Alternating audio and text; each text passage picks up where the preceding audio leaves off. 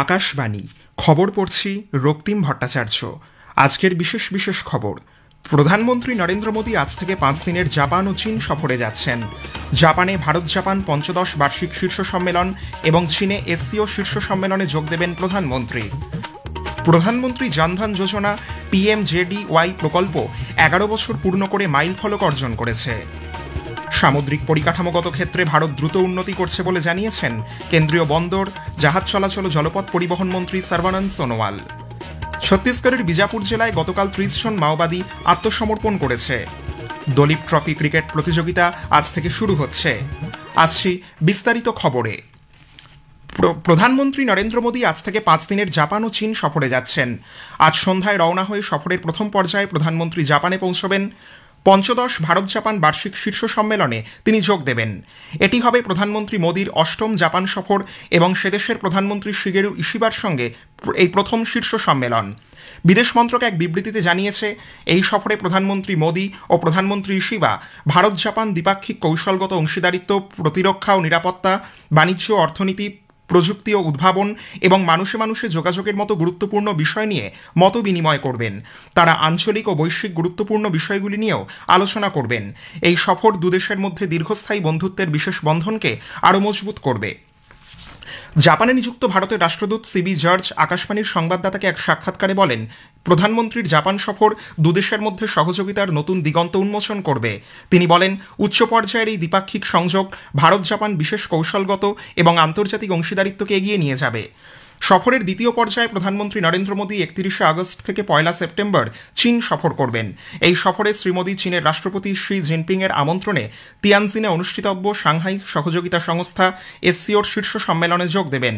সম্মেলনের পাশাপাশি প্রধানমন্ত্রী বেশ কয়েকজন শীর্ষ নেতৃত্বের সঙ্গে দ্বিপাক্ষিক বৈঠক করতে পারেন বলে মনে করা হচ্ছে। প্রধানমন্ত্রী নরেন্দ্র মোদী গতকাল সন্ধ্যায় ফিনল্যান্ডের রাষ্ট্রপতি আলেকজান্ডার স্টাবের সঙ্গে টেলিফোনে কথা বলেছেন। সামাজিক মাধ্যমের এক বার্তায় প্রধানমন্ত্রী বলেছেন, ফিনল্যান্ড ইউরোপীয় ইউনিয়নের অত্যন্ত গুরুত্বপূর্ণ অংশীদার। কথোপকথনে উভয় নেতা বাণিজ্য, প্রযুক্তি এবং আন্তর্জাতিক ও আঞ্চলিক স্তরে স্থিতিশীলতার মতো গুরুত্বপূর্ণ ক্ষেত্রগুলিতে পারস্পরিক সহযোগিতা জোরদার করার উপায় নিয়ে আলোচনা করেছেন। রাশিয়া ইউক্রেন সংঘর্ষের শান্তিপূর্ণ সমাধানের জন্য প্রচেষ্টা চালানো নিয়েও তারা মত বিনিময় করেন। প্রধানমন্ত্রী জনধন যোজনা PMJDY প্রকল্প 11 বছর পূর্ণ করেছে, যা একটি উল্লেখযোগ্য মাইল ফলক। 11 বছর আগে 2014 সালের স্বাধীনতা দিবসের ভাষণে লালকেল্লার প্রাকার থেকে প্রধানমন্ত্রী এই উদ্যোগের কথা ঘোষণা করেছিলেন। ওই বছরই 28 আগস্ট থেকে দেশের প্রত্যেকটি পরিবারের আর্থিক অন্তর্ভুক্তি নিশ্চিত করার লক্ষ্যে প্রধানমন্ত্রী জনধন যোজনা প্রকল্প চালু করা হয়। আজ এই প্রকল্প ব্যাংকিং ব্যবস্থা, ঋণ গ্রহণ, বীমা এবং পেনশন সহ অজস্র অর্থনৈতিক পরিষেবা দেশবাসীর হাতের নাগালের মধ্যে এনে অনন্য কৃতিত্ব অর্জন করেছে। এই প্রকল্পের আওতায় 56 কোটিরও বেশি ব্যাংক অ্যাকাউন্ট খোলা হয়েছে। দেশ জুড়ে নাগরিকদের অর্থনৈতিকভাবে সমৃদ্ধ ও স্বনির্ভর করে তোলার ক্ষেত্রে উল্লেখযোগ্য ভূমিকা পালন করেছে এই প্রকল্প। উল্লেখ্য, অ্যাকাউন্ট উপভোক্তাদের মধ্যে 56%-এরও বেশি মহিলা এবং এই ধরনের প্রতি 3টি অ্যাকাউন্টের মধ্যে 2টি অ্যাকাউন্ট গ্রামীণ এবং মফস্বল এলাকায় খোলা হয়েছে। এই প্রকল্পের আওতায় যারা অ্যাকাউন্ট খোলেন তারা রূপে ডেবিট কার্ডের সুবিধা পান। যে কোনো ব্যাংকের যে কোনো শাখায় অথবা বিজনেস করেসপন্ডেন্ট ব্যাংক মিত্র আউটলেটে জিরো ব্যালেন্স এই অ্যাকাউন্ট খোলা যাবে। প্রতিটি PMJDY ব্যাংক অ্যাকাউন্ট ব্যাংকের কোর ব্যাংকিং সিস্টেমে রয়েছে। যে কোনো মোবাইল ফোনে USSD সুবিধা ব্যবহার করে মোবাইল ব্যাংকিং পরিষেবাও পেতে কোনো অসুবিধা হয় না। কেন্দ্রীয় মন্ত্রিসভা গতকাল প্রধানমন্ত্রী স্ট্রিট ভেন্ডার্স আত্মনির্ভর নিধি বা PM স্বনিধি প্রকল্পের পুনর্গঠন অনুমোদন করেছে। পাশাপাশি এই প্রকল্পটির মেয়াদ বাড়িয়ে 2030-এর 31 মার্চ করা হয়েছে। এর জন্য খরচ ধার্য হয়েছে 7,332 কোটি টাকা। PM স্বনিধির পুনর্গঠিত প্রকল্পের আওতায় 2টি পর্যায়ে বর্ধিত ঋণের সুবিধা ছাড়াও এই প্রকল্পের সুবিধা প্রাপকদের মধ্যে যারা দ্বিতীয় পর্যায়ে ঋণ শোধ করেছেন তাদের UPI লিঙ্কড রূপে ক্রেডিট কার্ড দেওয়ার মতো সুবিধা থাকছে। প্রথম পর্যায়ে ঋণের অঙ্ক 10,000 টাকা থেকে বাড়িয়ে 15,000, দ্বিতীয় পর্যায়ে 20,000 টাকা থেকে বাড়িয়ে 25,000 করা হলেও তৃতীয় পর্যায়ে ঋণের পরিমাণ 50,000 টাকাতে অপরিবর্তিত রাখা হয়েছে। কেন্দ্রীয় বন্দর, জাহাজ চলাচল ও জলপথ পরিবহন মন্ত্রী সর্বানন্দ সোনোয়াল বলেছেন, সামুদ্রিক পরিকাঠামোগত ক্ষেত্রে ভারত দ্রুত উন্নতি করছে এবং এই ক্ষেত্র ক্রমশ সম্প্রসারিত হচ্ছে। ইন্ডিয়া মেরিটাইম উইক 2025-এর প্রাথমিক উদ্যোগ হিসেবে গতকাল নতুন দিল্লিতে রাষ্ট্রদূতদের গোলটেবিল বৈঠকে ভাষণ দিতে গিয়ে শ্রী সোনোয়াল বলেন, সরকার কেবল দেশের সমৃদ্ধির জন্যই নয়, বরং বিশ্বব্যাপী উন্নয়ন এবং সরবরাহ শৃঙ্খলকে আরও মজবুত করতে উদ্যোগী। মন্ত্রক বন্দর পরিকাঠামোর আধুনিকীকরণ, উপকূলীয় এলাকায় জাহাজ চলাচল বৃদ্ধি এবং আন্তর্জাতিক স্তরে সহযোগিতা বাড়াতে প্রতিশ্রুতিবদ্ধ বলেও মন্ত্রী জানান। We are building capacities not only for India's growth, but for global development and supply chain resilience. Through the initiative such as Maritime India Vision 2030, Maritime Amritkal Vision 2047, we are working to transform our ports, shipping and logistic ecosystem into one that is resilient, sustainable and future ready. And this opens vast avenues for international collaboration. সামুদ্রিক ক্ষেত্রে পারস্পরিক সংযোগ, জাহাজ নির্মাণ, সরবরাহ এবং প্রযুক্তিগত সহযোগিতা জোরদার করার বিষয়ে অংশীদার দেশগুলির রাষ্ট্রদূত এবং হাই কমিশনারদের সঙ্গে মতবিনিময় করেছেন সর্বানন্দ সোনোয়াল। প্রধানমন্ত্রী নরেন্দ্র মোদী আগামী রবিবার 31শে আগস্ট আকাশবাণীতে মন কি বাত অনুষ্ঠানে তাঁর চিন্তাভাবনা দেশ বিদেশের মানুষের সঙ্গে ভাগ করে নেবেন। এটি হবে মন কি বাতের 125তম পর্ব। খবর শুনছেন আকাশবাণী থেকে।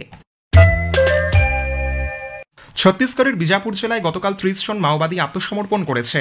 পুলিশ সুপার জিতেন্দ্র যাদব জানিয়েছেন, এদের মধ্যে 20 জনের মাথার দাম ছিল 81 লক্ষ টাকা। আত্মসমর্পণকারী মাওবাদীদের বিরুদ্ধে বিভিন্ন নাশকতামূলক ঘটনায় জড়িত থাকার অভিযোগ ছিল। রাজ্য সরকারের পুনর্বাসন নীতির অধীনে তাদের প্রত্যেককে 50,000 টাকা করে সহায়তা দেওয়া হয়েছে। জম্মু কাশ্মীর এবং উত্তর পাঞ্জাবে জলস্তর বৃদ্ধি এবং ভয়াবহ বন্যার প্রেক্ষিতে ভারতীয় বায়ুসেনা ব্যাপকভাবে ত্রাণ ও উদ্ধার অভিযান শুরু করেছে। প্রতিরক্ষা মন্ত্রক এক বিবৃতিতে জানিয়েছে, ক্ষতিগ্রস্তদের সহায়তার জন্য বায়ুসেনা হেলিকপ্টার সহ অন্যান্য বিশেষ ধরনের সুবিধাসম্পন্ন বিমান ব্যবহার করছে। জম্মুর আখনুর এলাকা, পাঠানকোট এবং পাঞ্জাবের ডেরা বাবা নানক এলাকায় সশস্ত্র বাহিনীর কর্মীদেরও উদ্ধার করা হয়েছে।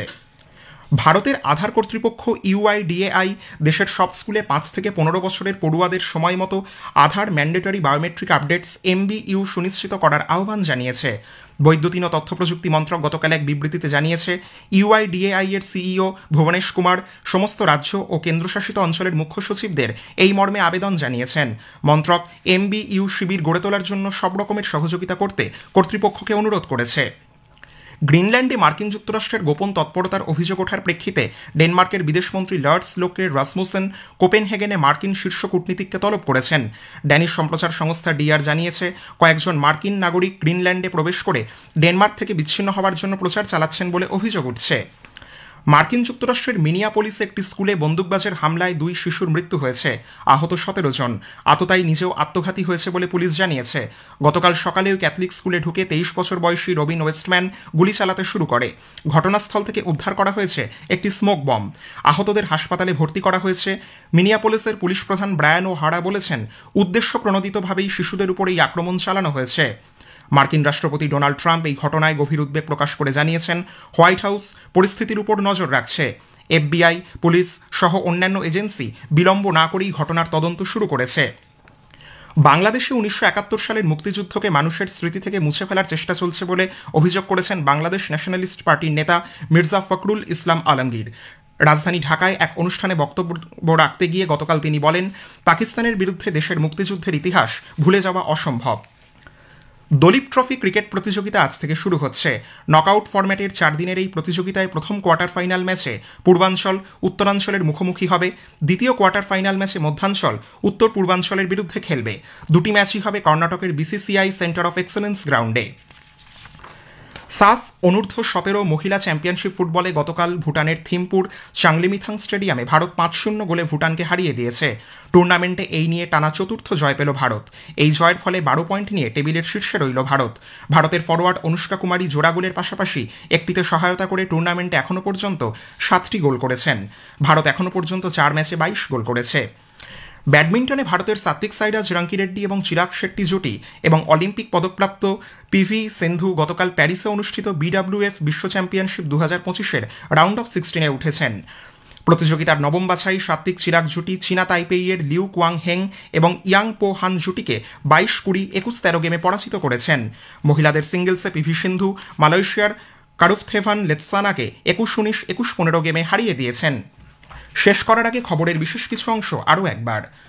প্রধানমন্ত্রী নরেন্দ্র মোদী আজ থেকে 5 দিনের জাপান ও চীন সফরে যাচ্ছেন। জাপানে ভারত জাপান পঞ্চদশ বার্ষিক শীর্ষ সম্মেলন এবং চীনে এসসিও শীর্ষ সম্মেলনে যোগ দেবেন প্রধানমন্ত্রী। প্রধানমন্ত্রী জনধন যোজনা PMJDY প্রকল্প 11 বছর পূর্ণ করে মাইল ফলক অর্জন করেছে। খবর শেষ হলো, এরপর জাতীয় সংবাদ 7:25 মিনিটে।